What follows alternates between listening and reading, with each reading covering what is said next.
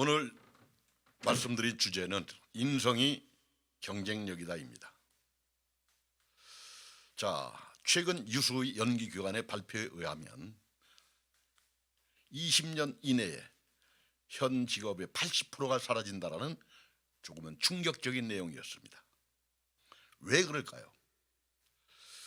대학 교수 3분이 3개월간 노력해서 얻어낸 결과물을 인공지능 3초 만에 해결하더라 라는 내용이었습니다.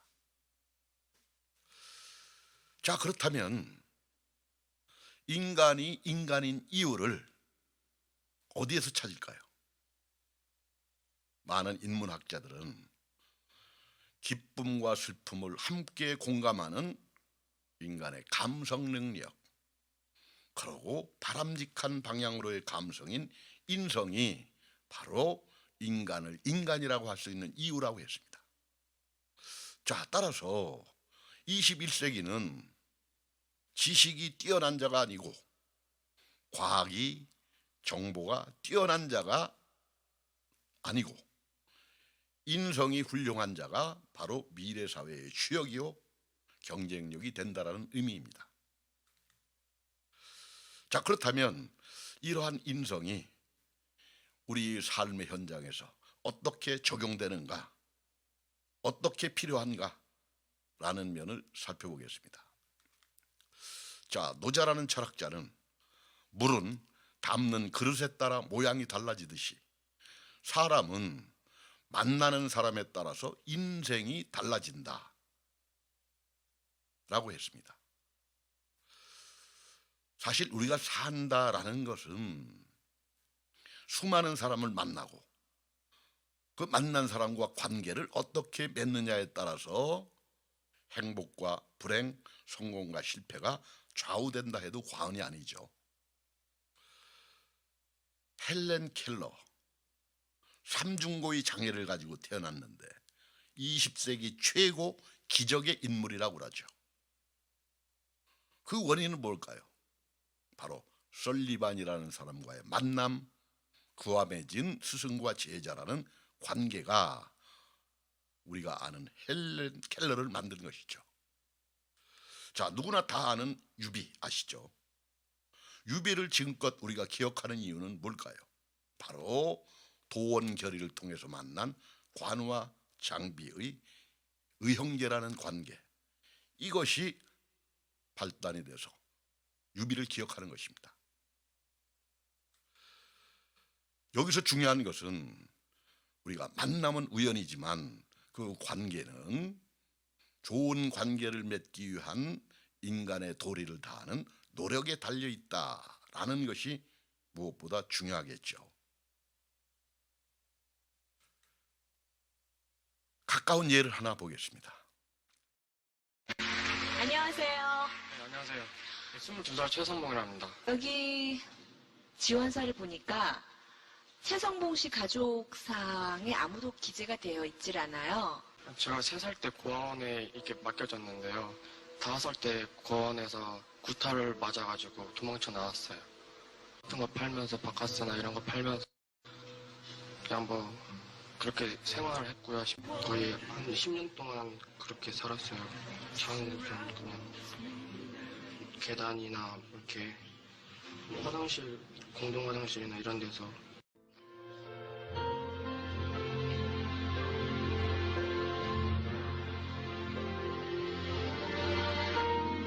Nella fantasia io credo un mondo giusto vivere come lei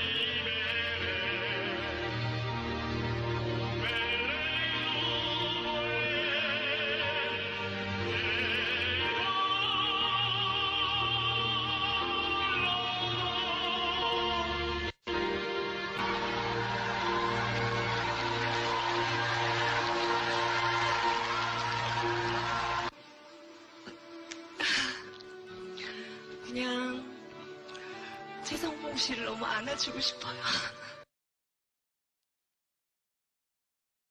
고아 소년이 껌을 팔러 모 클럽을 거기에서 성악가의 노랫소리를 처음 들어봅니다.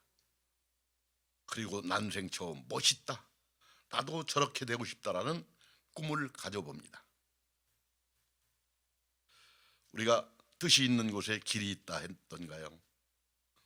어느 날 우연히 성악을 전공하는 대학생을 만납니다. 둘은 스승과 제자의 관계가 됩니다. 자, 이 스승의 권유로 초등학교, 중학교 검정고시를 치르고 제가 있던 학교에 입학을 합니다. 자, 여기 이 방송도 싫다는 이 아이를 억지로 끌다시피 무대에 세운 것이라고 들었습니다. 이 방송이 나간 후 세계 200여 개국 유수 언론에서 극찬을 합니다. 껌파리 소년 세계를 울리다.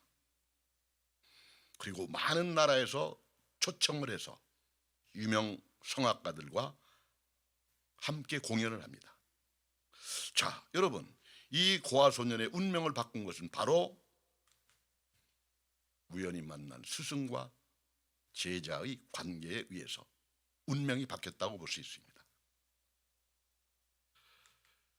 자, 두 번째입니다.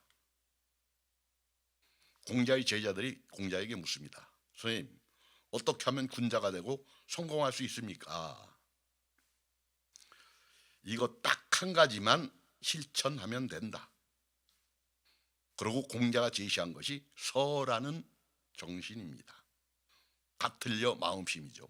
자, 인간의 마음은 공통점이 있다. 내가 좋은 것은 남도 좋고 내가 싫어하는 것은 남도 싫어한다. 따라서 내가 하기 싫어하는 것은 남에게 시키지 마는 이러한 인간관계, 이러한 삶을 살아라. 그러면 군자가 되고 성공한다. 마치 예수가 대접받고자 하는 자 먼저 남을 대접하라는 말과 같은 맥락의 의미죠. 자, 그림을 하나 보겠습니다. 정차되어 있는 마을버스 기사님이 창문을 열고 밖을 쳐다봅니다. 승객들도 궁금해서 모두 창문을 열고 밖을 쳐다봅니다. 이때 다리를 몹시 절룩거리는 젊은 여인이 버스에 올라 자리에 앉습니다. 이를 본 기사님은 차를 출발시킵니다. 자, 그렇다면 이 기사님이 왜 창밖을 봤을까요? 그것은 승객들의 시선을 피해줌으로써 장애인 여인의 난처함을 덜어주고자 하는 바로 배려심이죠. 이 배려심이 바로 서입니다. 이 배려심의 바탕에는 인간을 존중하고 인간을 사랑하는 인간 사랑의 정신이 포함되어 있죠. 자, 그래서 그런 얘기를 합니다. 우리가 인간을 움직이는 가장 위대한 힘은 배려다, 이런 얘기를 합니다. 따라서 미래에 성공하는 자는 경쟁에서 이기는 자가 아니라 남을 배려할 줄 아는 자가 미래의 성공자고 미래의 지도자고 바람직한 인간상이라는 것이 바로 많은 인문학자들의 공통된 견해입니다. 서울 모 초등학교 운동회 날 6학년 아이들이 달리기를 합니다. 장애인 아이도 달리기에 참가를 합니다. 앞서가던 아이가 천천히 걸음을 멈추면서 뒤에 오는 아이들과 함께 손을 잡습니다. 그리고 맨 뒤에 오는 장애인 친구와 함께 손을 잡고 함께 결승전에 들어옵니다. 모두 1등이죠. 이 아이는 주저앉아 펑펑 옵니다. 담임선생님이 달려갑니다. 선생님, 저는 태어나서 달리기 1등을 처음 해봤어요. 친구들이 너무나 고맙고 자랑스럽습니다. 이 아이의 어머니가 펑펑 웁니다. 참가했던 모든 사람들이 감동의 눈물을 흘립니다. 여러분, 이러한 자세가 미래에 우리에게 필요한 가장 가치 있는 인성이 아닌가 싶습니다. 누가 그런 얘기를 하더라고요. 라면 중에 라면 이름을 함께 라면이라고 지으면 대박이 날 것이다 라는 얘기를 누가 농담 삼아 하는 얘기를 들어서 여기에 올려봤습니다. 자, 세 번째입니다. 고 이건희 회장은 각계각층의 또는 여러 나라의 성공한 사람들을 만났답니다. 그런데 그 사람들의 특징이 공통점이 하나 있더라 이겁니다. 바로 남을 칭찬하는데 남과 화합을 이루는데 거의 달인의 수준이더라 라는 얘기가 거의 자서전에 쓰여 있었습니다. 여러분, 몇 년 전 교황님이 오셨다 가셨죠. 가시면서 우리에게, 아니 전 인류에게 하나의 교훈적인 메시지를 남겼습니다. 무한 경쟁의 폐해를 이제는 성찰할 때다. 자, 산업혁명 이후 인류는 경쟁이라는 가치를 추구했습니다. 그런데 이것이 무한 경쟁이 되다 보니까 경쟁도 인간을 위해서 있는 것인데 인간의 존엄성은 물론 인간의 생명까지를 경쟁의 수단으로 삼는 세태가 벌어지고 있는 것이 현실이라는 얘기입니다. 따라서 이제 미래는 경쟁이 아닌 새로운 더 큰 가치를 추구해야 될 때다 라는 것이 교황님이 남긴 교훈이라고 봅니다. 제가 어릴 때 시골 냇가에서 내기 많이 했습니다. 물에 들어가서 누가 숨 안 쉬고 오래 있다 나오기 내기, 경쟁이죠. 제 친구, 세계적 수준의 친구 하나 있습니다. 들어간 지 50년이 넘었는데 아직도 안 나옵니다. 대단하죠. 자, 웃자고 하는 얘기 같지만 이것은 무한 경쟁 시대의 한 단면을 나타낸 것이 아닌가 해서 단단히 소개를 해봤습니다. 춘추시대 공자는 이 사륙과 혼란이 온 원인은 인간에게 있다. 따라서 이를 종식시키고 평화의 세상을 만드는 것 또한 인간에 의해 가능하다고 봅니다. 그리고 그러한 인간이 이상적인 인간이라고 하고 그를 군자라고 부릅니다. 그러고 군자에게 필요한 덕목으로 화이부동을 제시합니다. 화합하다, 부동, 같지 않다. 즉 군자는 보통 사람과 같지 않습니다. 인격도 능력도. 그럼에도 불구하고 항상 낮은 자세로 다가가 남과 화합을 이루고 공동체를 통합으로 이끄는 이러한 인물이 바로 군자이고, 이러한 인물이 많아지면 많아질수록 평천하의 세상은 열릴 것이다. 이것을 공자의 사상이요, 저는 공자의 통합형 리더십 이렇게 부릅니다. 자, 이렇듯 예로부터 화합과 통합의 정신은 끊임없이 제시되고 우리에게 강조해 왔습니다만 역사적으로 보면 경쟁과 갈등과 분열의 시대가 훨씬 많았지 화합과 통합의 세대는 그렇게 찾아보기가 힘들지요. 따라서 교황님이 던진 메시지도 그렇고 군자의 메시지도 그렇고 이제 21세기는 경쟁의 시대를 넘어서 서로 화해하고 통합하는 시대가 돼야 된다. 개인과 개인의 화해, 국가와 민족 간의 화합, 그리고 종교와 종교 간의 화합, 자연과 인간과의 화합, 이것이 우리가 추구해야 될 미래의 가치다. 그 바탕에는 인성이 있다. 이런 말씀을 저는 드리고 싶습니다. 서양의 모차락자는 만물의 근원은 물이다 이렇게 얘기를 했지만 저는 만물 또는 새로운 세상을 창조하는 그 근원은 통합에 있다. 이런 말씀을 드려보고 싶습니다. 여러분, 달나라에 최초로 간 위성 뭐죠? 아폴로 11호죠. 요즘 아이들은 눈병 이름으로 알고 있더라고요.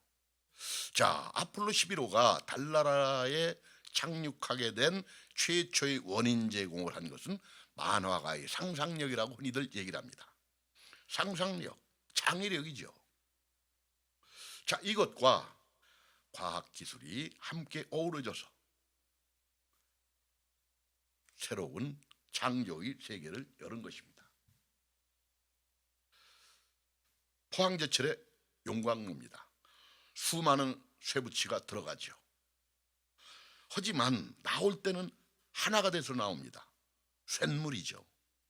이 쇳물을 가지고 우리는 컴퓨터도 자동차도 만듭니다. 이거를 우리는 흔히 융복합 산업 이렇게 부르죠. 자, 따라서 이러한 융복합에 의해서 우리가 바라는 바람직한 미래는 창조가 될 수 있다라는 말씀을 드립니다. 자, 마지막으로 여러분, 한반에 공부 1등 하는 사람은 한 명밖에 안 나오지만 인성 1등, 마음 1등은 모두가 될 수 있다고 합니다. 따라서 오늘은 저는 인간 최고의 환경은 내가 만나는 사람이다. 만남을 제시했습니다. 자, 가장 인간의 위대한 힘은 바로 배려에서 나온다 라는 말씀과 우리가 꿈꾸는 바람직한 미래는 서로 화해하고 화합하고 통합함으로써 이루어질 수 있다라는 화합의 정신을 말씀드렸습니다. 자, 21세기는 새로운 시대이고 도전의 시대입니다. 우리 또는 우리의 자녀들이 이러한 새로운 마음가짐을 가지고 삶을 산다면 우리 모두의 삶이 행복하지 않을까라는 생각을 가지고 여러분의 행복을 기원해 봅니다.